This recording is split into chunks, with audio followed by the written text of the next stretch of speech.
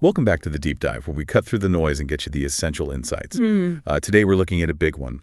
In today's business world, every dollar counts, and there's this one overhead cost that seems to be a constant struggle for so many companies. Yeah.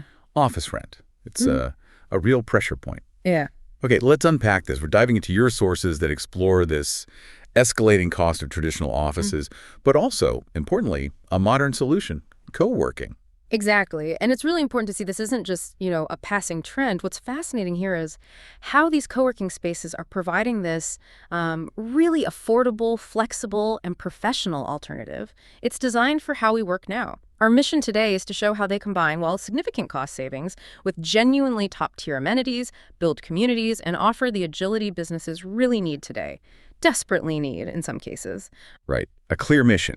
So by the end of this deep dive, you, our listener, should have a really solid grasp of the challenge, the multifaceted solution, co-working presence, and some practical advice on choosing the right space, all without feeling overwhelmed.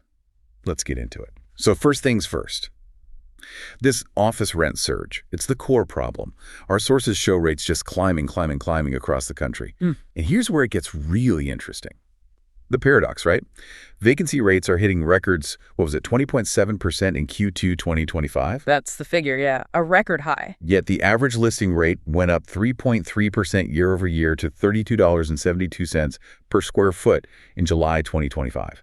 How did that even happen? It seems completely backward. It does seem counterintuitive, but it highlights a key shift. The market isn't just looking for any space anymore. What businesses want now is experience, service, quality. So landlords, especially in those prime markets, they're holding firm on prices for the modern, the upgraded, the amenity-rich building. Oh, okay. Because the demand for that kind of space is still strong. It's the older, maybe less appealing stock that's sitting vacant and dragging the overall vacancy number up. So desirable space still commands a premium. It's not just four walls anymore. Not at all. And these premiums are serious money. Your sources point to Miami averaging over $57 a square foot, Washington, D.C. over $41, Austin nearly $46.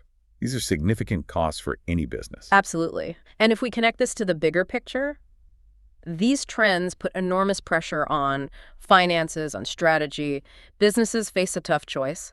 Absorb the costs, which means shrinking margins, or pass them on to customers. Exactly, which risks losing competitiveness. Right. And the traditional office lease, those long-term, inflexible contracts. Yeah, 5-10 years sometimes. They lock companies into these rising costs. It completely limits their adaptability. Think about a startup that suddenly needs to double its team, or maybe a firm that needs to scale back quickly.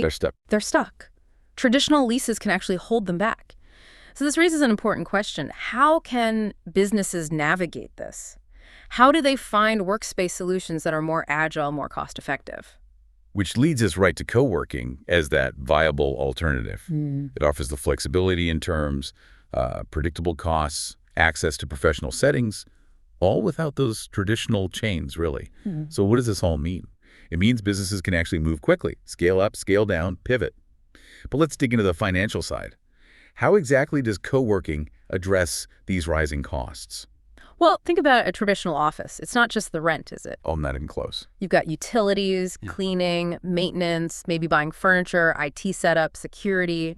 It all adds up. And usually it's tied up in those long leases you mentioned, a huge fixed cost. A massive liability, really. Right. Now, contrast that with co-working. It's more like an all-inclusive membership, isn't it? That's a good way to put it. It covers the essentials. High-speed internet, usually reliable, utilities, conference rooms, maybe coffee, cleaning, reception, all bundled into one predictable cost. Exactly. It eliminates those surprise bills, makes budgeting way easier, and the flexibility, that seems key. Absolutely key. You're not locked in for years. A freelancer can use a hot desk. A growing team can take a private office for, say, 6 months, then maybe expand. So you only pay for what you actually use. No wasted space, no big upfront capital expense on fit-outs. Precisely. The cost effectiveness is clear. But there's more to it. What's fascinating here is how co-working, especially boutique spaces, gives smaller businesses access to a really prestigious address. That's a good point. Image matters. It signals stability, credibility, something a home office or a less central location just can't offer. These places are often in prime spots, downtown areas, landmark buildings, maybe like in Indianapolis, as your sources mentioned. Being there puts you right in the mix, close to potential clients, partners, talent. And connects you with other leading companies or fast-growing startups potentially in the same building. Exactly. Plus, you often get professional services bundled in, mail handling, a receptionist to greet visitors. So you can put that impressive address on your website, your business cards. It projects success without the huge overhead. Right. It levels the playing field in terms of perception. And beyond the address, it's the actual environment, the amenities. Modern co-working spaces are often, well, really nice places to work. They really are.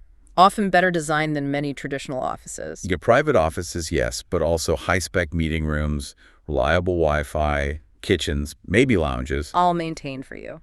And here's where it gets really interesting. Many go beyond the basics. Wellness rooms, quiet zones, maybe even gyms or event spaces. Things that enhance the actual work experience. Totally. Ergonomic furniture, good lighting, thoughtful design. It all contributes to productivity, but without the company having to manage any of it. No worrying about the AC breaking or the printer jamming. It's a fully serviced professional environment. Right. And if we connect this to the bigger picture, co-working fits perfectly with how work is changing, with hybrid models, remote teams. Makes sense. People need flexibility. They offer that on-demand access. Agreements are adaptable. So whether you're a freelancer or a software company, an SME, or even a big corporation setting up a satellite office. There's likely a model that fits. Right. And many offer 24/7 access, which is crucial if you have teams collaborating across time zones. Global teams, yeah. This ability to pivot quickly, scale up or down easily, it saves money, yes, but it also gives businesses the freedom to try new things, enter new markets without that huge real estate commitment hanging over them. It's operational agility baked in. You know, that reminds me, someone I know mentioned their startup met a huge client just by chatting over coffee in their co-working space. It happens all the time. These places really are becoming hubs of opportunity. You get this mix of people, different industries, different stages of business. That diverse environment sparks connections. And many spaces actively encourage it, right? With organized events, pitch nights, workshops, panel discussions. Fostering that community. Your sources even say, what, 78% of members report gaining valuable professional connections? That's a huge number. It is. That collaborative energy isn't just a nice to have. No, it leads to real business. New projects, referrals, partnerships. It fuels growth. And speaking of fueling growth in a healthy way, this raises an important question. How do these environments look after well-being, safety, and even sustainability? Good point. Increasingly important for employees and for brand image. Definitely. Unlike some older offices where it might be an afterthought, modern co-working spaces often build this in from the start. Think enhanced cleaning, better air filtration, sometimes MERV 13 or HEPA filters, much more fresh air exchange. Things people really care about now. Touchless entry, maybe dedicated wellness zones for quiet time. It creates an environment where people feel safer, more supported. And sustainability. That's big too. Many operators are adopting green building practices, using energy-efficient systems. Think smart lighting, climate control linked to occupancy. Reducing the footprint. Offering comprehensive recycling, sometimes renewable power, even EV charging stations.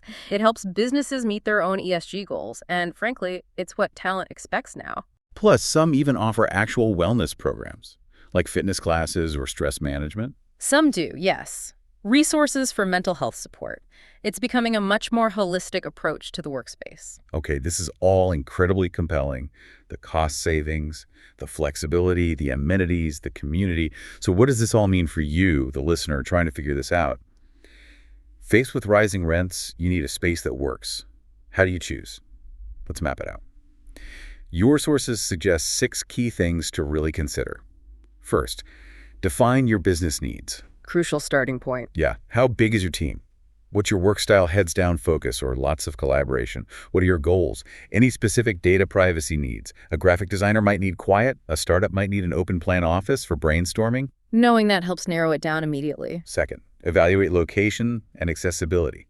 Is it easy for your team to get to? What about clients? Think public transport, parking, maybe even lunch spots nearby. Convenience matters for morale and practicality. Third, Evaluate amenities and services. Check exactly what's included. Don't assume. Is the internet fast enough? Printers, meeting room access, kitchen facilities, IT support. Get the details on the package. Fourth, budget considerations. Compare those membership packages carefully. Are they truly all-inclusive, or are there extra charges for things like printing or booking meeting rooms for longer periods? Understand the full cost. No surprises. Fifth, prioritize health and safety. Does the space feel clean, secure? Is the ventilation good? Ask about their protocols. Employee well-being is paramount. Unnegotiable, really. And finally, number 6, test the space before committing. Don't just rely on photos. Visit. If possible, use a trial day. Get a feel for the noise level, the layout, the lighting, the general vibe. Does it feel right for your team? That first-hand experience is invaluable. You need to see if the reality matches the brochure. Careful evaluation ensures you pick a space that truly supports your business long-term. Absolutely. So let's quickly recap this deep dive. Businesses are definitely feeling the squeeze from rising office rents and the needs of a changing workforce. But co-working spaces offer a genuinely flexible, cost-effective, and really quite impressive solution. It doesn't mean sacrificing professionalism or productivity. Not at all. And what's fascinating here is adopting co-working isn't just a cost-cutting move anymore. It's really a strategic shift. It's about gaining agility, building a more supportive environment for your people, fostering growth and collaboration. It's about positioning your business for the future. Which brings us neatly to our final thought for you to consider. This raises an important question. As work keeps evolving so fast, how does this rise of co-working challenge our old ideas of what a stable or even ideal workspace really means for the future of your business? Something to think about. Thanks for joining us on this deep dive.